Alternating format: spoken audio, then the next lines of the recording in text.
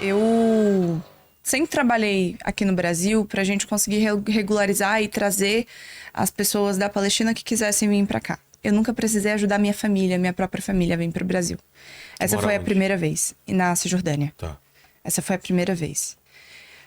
A situação ela tá tão desoladora que o exército israelense ele entra nas casas. Isso aconteceu semana passada na casa da minha família.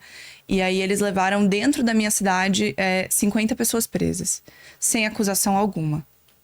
Então é um momento de muita tensão, um momento de muita... de medo mesmo, de uma prática de terror, basicamente. E os principais alvos dessas ações são jovens, né? Então, são as mulheres que representam capacidade reprodutiva, são as crianças que representam o futuro para aquela realidade, são os jovens que também representam capacidade não apenas reprodutiva, como também capacidade de combate. Então, vai-se em pontos muito específicos. Todos os mais velhos da minha família ainda estão na Palestina, mas os mais novos querem vir para o Brasil porque se sentem completamente ameaçados, se sentem muito mais ameaçados que os mais velhos. Então é realmente assim uma situação nunca antes vista na história. Nunca antes vista na história. O que nós estamos vendo hoje acontecer dentro da região da Palestina por muitas pessoas é comparada com o Holocausto, mas eu digo que é muito mais que isso. É uma tática de ocupação, é uma tática de dominação, é uma tática colonial, é de fato um projeto colonial que se concretiza há mais de 70 anos. Então hoje, o que nós temos dentro da Palestina acontecendo é um projeto colonial clássico, né? Um projeto um projeto colonial europeu clássico que se dá até os dias atuais. Mas vocês acham que Israel tem interesse de expandir o território para além da... Isso é um plano israelense antiquíssimo, né? Isso é um plano israelense antiquíssimo, isso assim não é uma teoria. Gente, o que está sendo falado aqui são informações facilmente verificáveis, tá? São informações que basta você ter um mínimo de leitura para que você consiga acessar as fontes dessas informações. O plano da Grande Israel é um plano de proporções de expansão que o território israelense vai até o rio Eufrates, vai até a região ali do Nilo, vai até o norte da Arábia Saudita, ou seja, Jordânia já vai vamos ver no mapa lá. Exato. Colocar. Já vai no bolo também.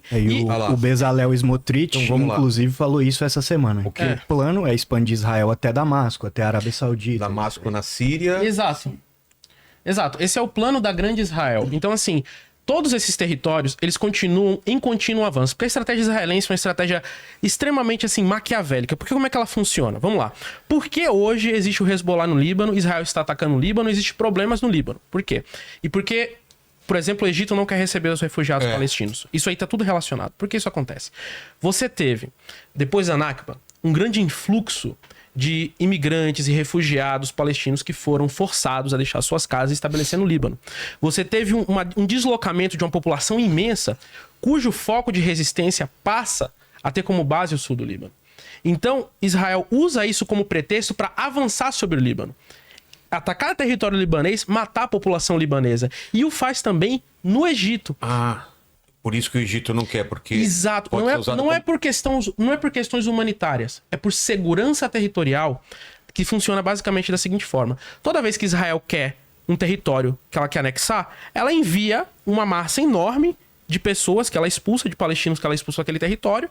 Aquele território passa a ser o foco de resistência ao controle israelense. Israel diz, aqui está o casus belli, o motivo de ataque que eu tenho para aquele território. Então eu vou lá e ataco. Israel fez isso na Jordânia, Israel fez isso no Líbano, Israel fez isso no Egito. Não tem um vizinho do Estado de Israel que antes de ser atacado por Israel, Israel não fez isso. Então, por exemplo, quando a gente vê a questão da Guerra dos 6 Dias, o que é que Israel fez? Provocações contra a Jordânia, invasão de território fronteiriço na Jordânia. O próprio Moshe Dayan admite isso. Enviávamos, escavadeiras, né? Foi o incidente na vila de Samu. Exatamente. Enviávamos escavadeiras para atacar. Quando éramos rebatidos, avançávamos. Então é basicamente esse o projeto israelense. Não é, olha, o problema do conflito né, que se chama de conflito, mas é um massacre de colonização, não reside em Hamas, Hezbollah... É uma desculpa. Não, porque assim, Hamas e Hezbollah surgem por quê? Estávamos todos bem no Oriente Médio, todos aqui comendo pistache, aí do nada o pessoal... Gente, para criar o Hamas?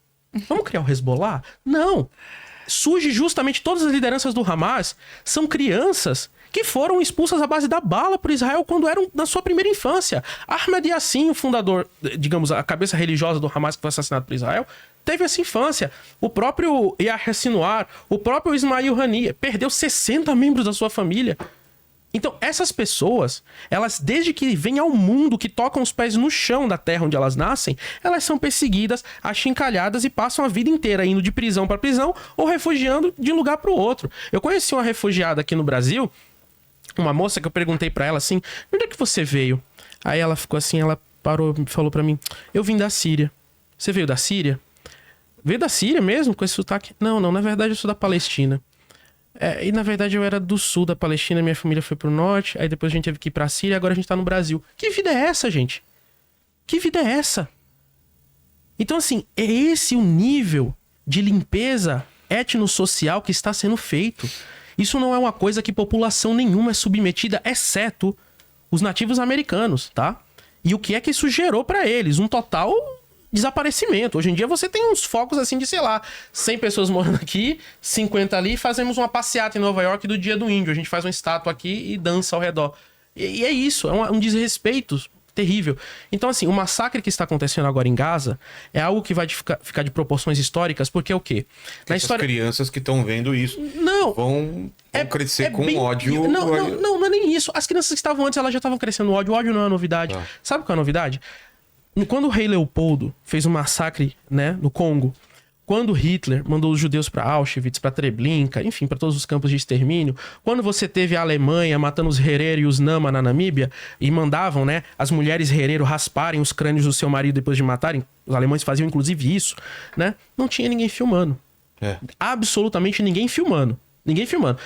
Alguém tem alguma filmagem, por exemplo, de um judeu queimando na Inquisição, uma bruxa queimando na Inquisição? Não. A gente não tem. A gente só sabe de relatos escritos. E isso já é chocante quando a gente vê representado no filme. Hoje em dia, agora, enquanto a gente tá falando, se você quiser, a gente pode ver o massacre dos 15 minutos pra frente. Entendeu? E as pessoas estão vendo isso. Então, o julgamento histórico pra geração que está assistindo isso vai ser muito mais pesado do que as que vieram antes, né? De nós. Com certeza. Então é basicamente isso. Muito mais foto, muito mais vídeo. Exato. E assim, infelizmente, nem isso está fazendo as pessoas se sensibilizarem com a questão. Nem isso. Eu falo que é o seguinte, a partir do tempo de hoje, quem se identifica... Vocês não acham que Olha, tem uma sensibilização? Eu acho que a sensibilização ainda não é suficiente, pelo menos aqui no Brasil. Eu falo da realidade onde eu moro. Eu acredito que assim, na escola, você aprendeu sobre o genocídio em Luanda? Nada.